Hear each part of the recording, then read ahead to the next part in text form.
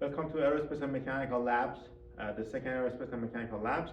We are going to talk about LabVIEW Vibration Lab. This lab also has a couple of parts, like the heat transfer lab. It has mainly two parts. In one part, you are going to do a modal analysis to find the nodes of vibration during for different natural frequencies for different types of beams. And the second one is to calculate the damping ratio. To do this experiment, we need a couple of things. We need a beam, of course. First of all, we are analyzing the vibration of the beam. We need a shaker that is connected to our beam in the middle, and we need a shaker's job is essentially just to shake. We need a signal generator, a very simple signal generator. We can just go from frequency of 1 hertz to 400 hertz using the signal generator. And you can amplify the signal using the same signal generator. So shaker, beam, signal generator, these are the only things we need for the first analysis, for the first part of the lab.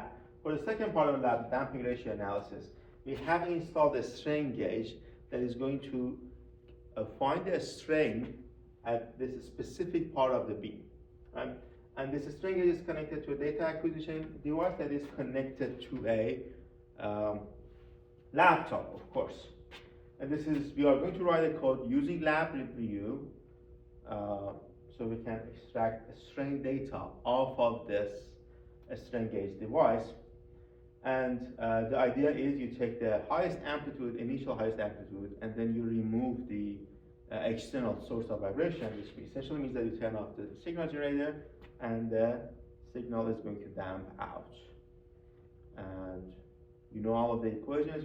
I'm sure you have watched the lectures. You can do the analysis here.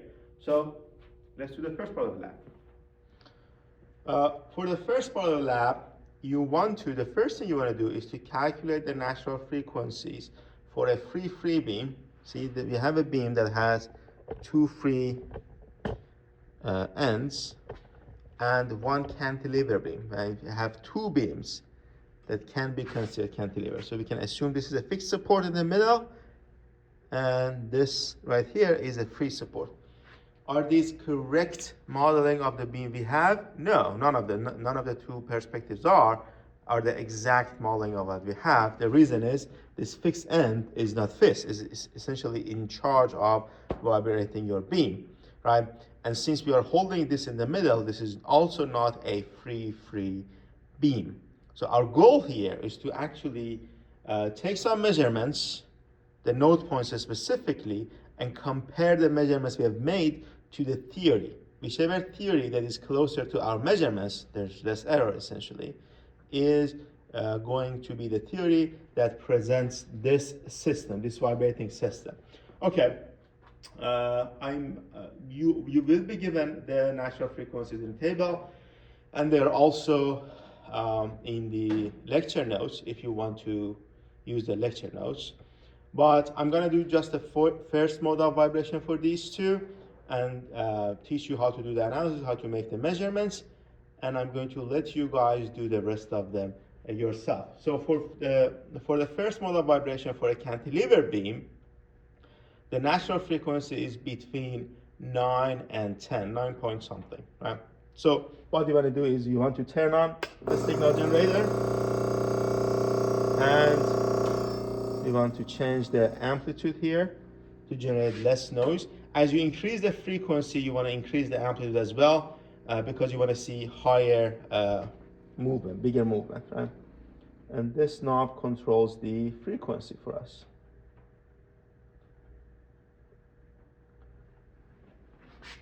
This is the natural frequency of the first natural frequency or first mode of vibration for a cantilever beam, and you already know how this should look like.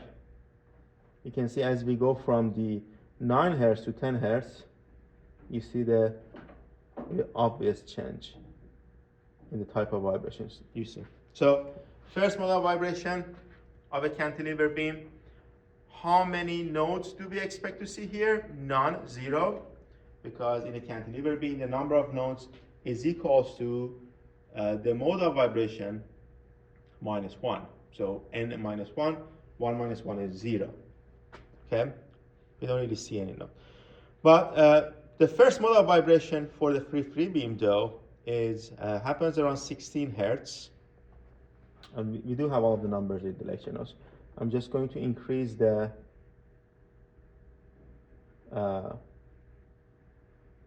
my vibration to 17, or let's do 18.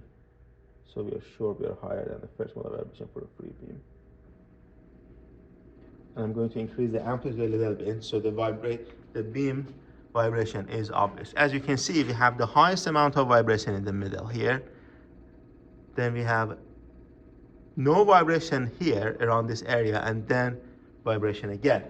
So our goal here is to find that exact point. How can we do this? We can just use a very light device. It can be a pen, but we will give you this coffee things, the things that you use to stir your coffee. I can just put this on the beam.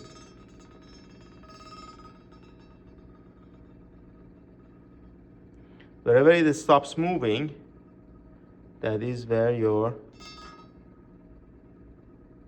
node is. So it is right around here. I'm going to mark it with a marker, and then I'm going to use a ruler to do the measurements.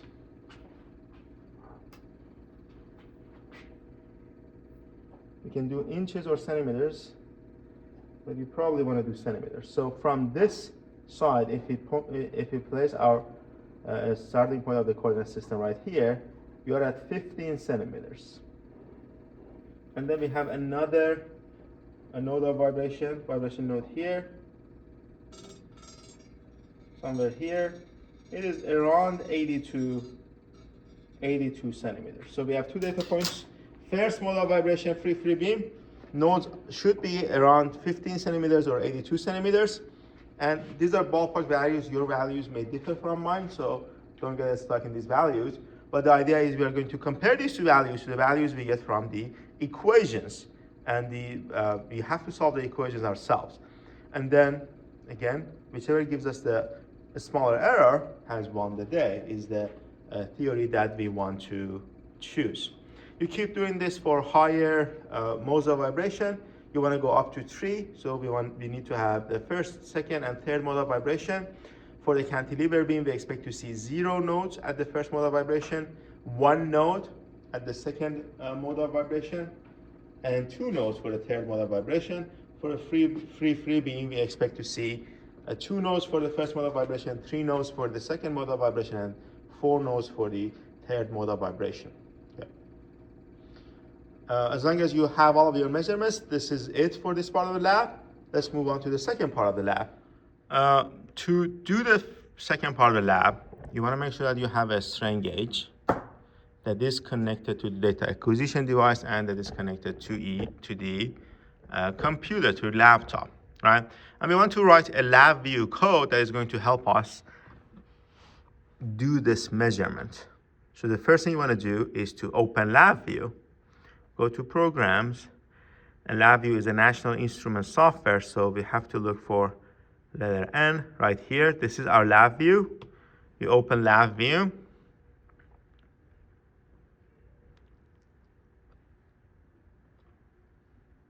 It'll take a little bit of time for it to open.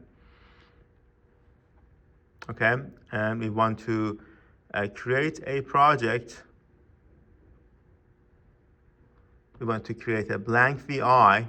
VI stands for virtual instrument. So we are essentially going to model the physical instrument we have right here virtually in a box, a block, as LabVIEW put it. So you have we will be given 2 different windows. The first window right on the top, this one is your viewing panel, and this is your block diagram. So what do we want to do here? We want to create a block that can read data off of our data acquisition device. On the block diagram, if you right click, it will show the functions that are available to you. The same is true for the control panel, the front panel, okay? So we need to find a module that is going to help us read data off of our data acquisition device. See, this says instrument input and output, and measurement input and output. These are inputs and outputs that we can actually use.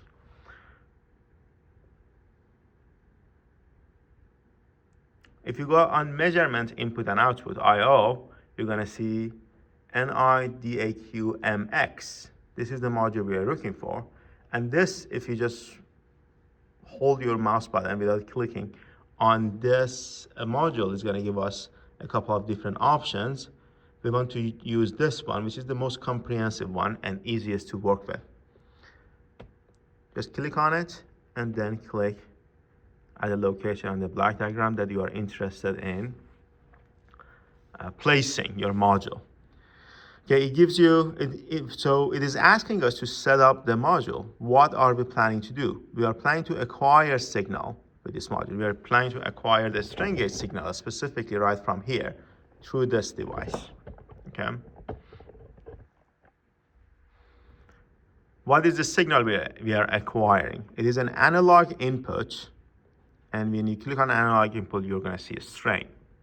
Okay. The next step is asking you to choose a channel on the DAQ your device strain gauge is connected to.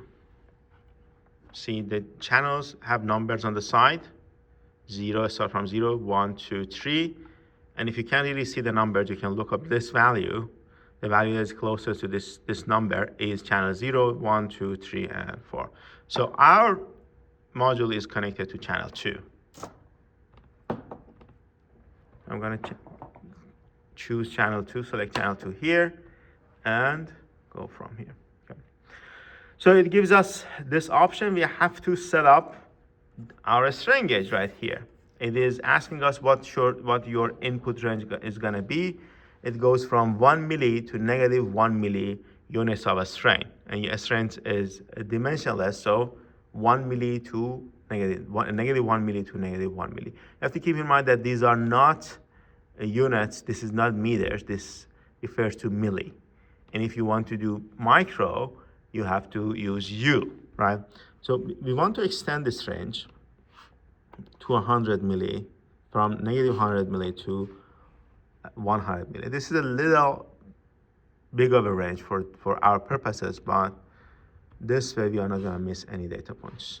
And these values here are going to be set based on the strain gauge device that you have. The strain gauge device that we have, its gauge resistance is 120 ohms. The gauge factor is 2.01.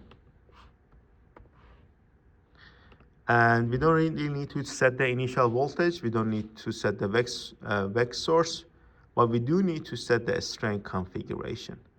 So a strain configuration, you can actually look here. It will show you the electrical graphs that comes with each configuration. A full bridge configuration is going to look like this. For us, it's a quarter bridge configuration that looks like this. Essentially, what a quarter bridge versus a full bridge means for us is a quarter bridge is a 1 strain gauge setup, a full bridge is a 3 gauge strain gauge setup, and we only are using a quarter bridge, 1 strain gauge, so it has to be a quarter bridge.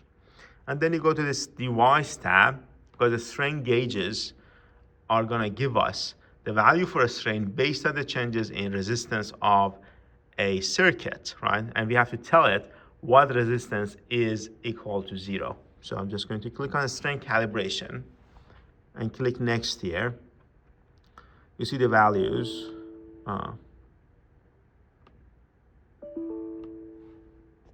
Okay, I'm back. As you just saw, the strain gauge was not working for some reason. And let's actually troubleshoot this together, because this might happen to you in the lab. This doesn't mean the strain gauge is broken. It means that it usually only means that either the connections are loose, and I did double check the connections, none of these are loose, or you are having a software error. You're essentially reading multiple data points from just one strain gauge. How can we check for this? You have to go to another National Instrument software. It's called an NIMAX. When you open the NIMAX, it is going to tell you what kind of devices are connected. If I open this device and interfaces right here, it will take you see we have two devices connected, right? And our module is actually, you can read the number off the side, is 9237. So what I'm gonna do is, I'm going to disconnect my device. Okay, you see this red button right here, red with a cross, tells me that the device is disconnected. I'm going to delete this and delete the other one as well, and then reconnect my device to the USB, laptop USB. So it only read my device now, and no extra devices. I'm going to close this and go back to LabVIEW.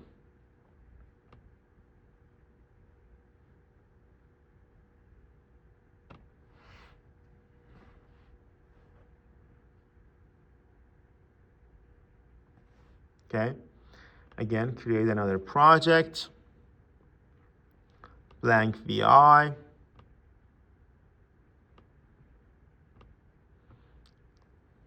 Right click here and go to measurement IO, NIDAQ max, DAQ assist, and place it somewhere on the block diagram. You want to acquire signal, analog input. It is a strain and is connected to channel 2. Okay.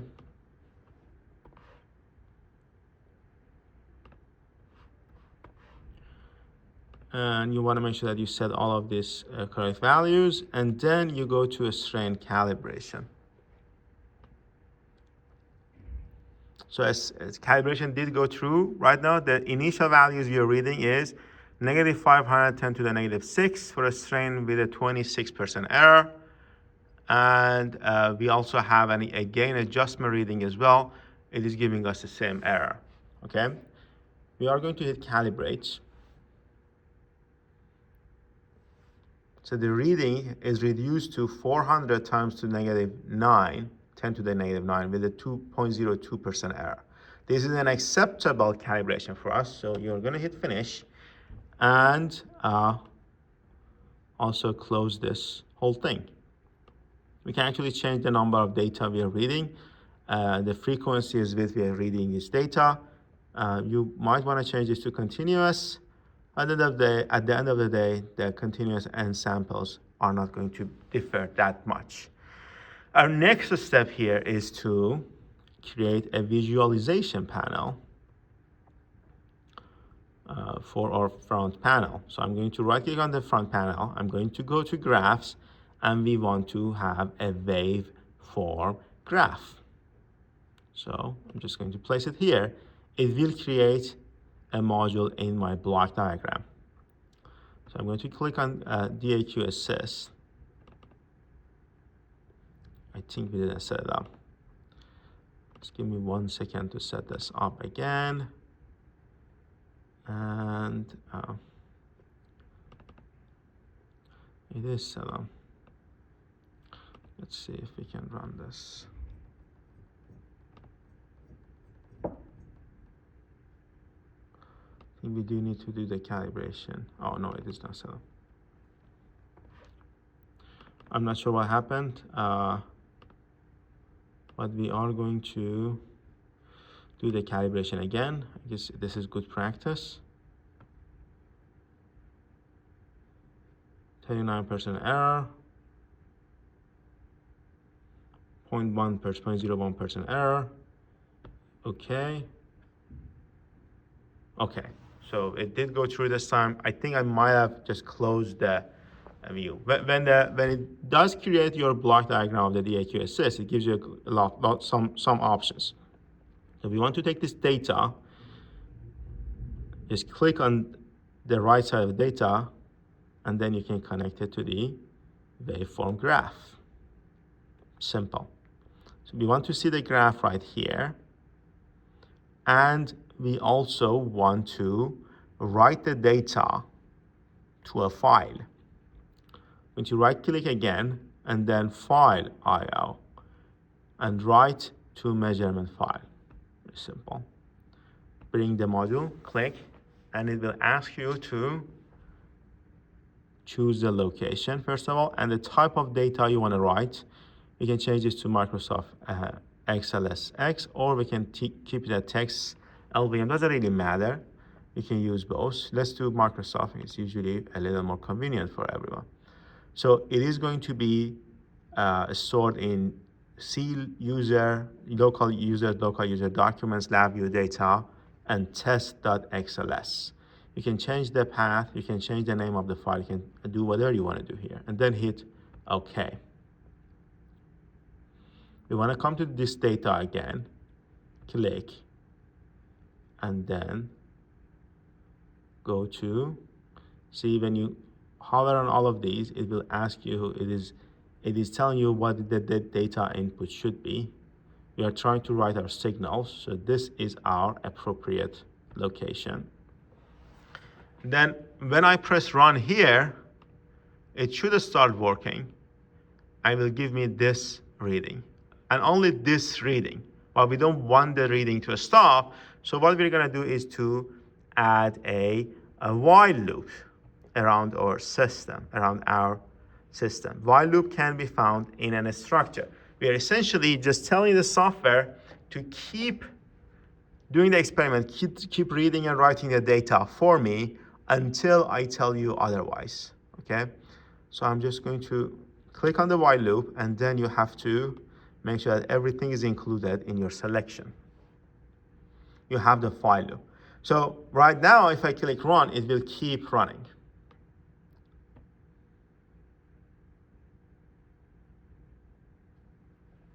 Right now, but it gave me an error. And the reason it gave me an error is because we have not indicated, we have not identified a stop plan for the while loop. It cannot go on indefinitely. So what I'm gonna do is, I'm going to create a stop button right here. Right click again, and then you go to Boolean operation and a stop button. Place it right here, you will place your stop button right here. You wanna make sure that your stop button is connected to this termination plan for the while loop. So now we can start running, and it will keep running until you hit the stop button. You see, we don't really have any vibrations here. That's why you see the values hover around 0. As soon as I hit a stop, it will stop acquiring data. I can go and take a look at my data files, which is document, LabVIEW data, and right here, test.xls. This is my strain data. And I can graph this if I want to as well. Okay, so let's actually do this once. While the experiment is running, we want to turn on the signal generator, first of all. And you want to make sure it is on the lower end of frequencies. So I'm going to leave it at 10 Hertz. The reason we want to put it on the lower end of frequencies is because we want to get as much displacement as possible. The frequency here is not important for us. So while my device is running, and you have to make sure that you calibrate your strain gauge before running this device, because you don't want to give the incorrect zero value. I am going to run it again. As you can see, the graph is different. It is more like a waveform. And then while you're running the LabVIEW code, you want to turn off your signal generator. And when the wave goes to 0, you can just stop your LabVIEW. Okay. You come here, you go to the correct directory, reopen this Excel, and you can just make a chart if you want to. Let's actually insert the chart right here.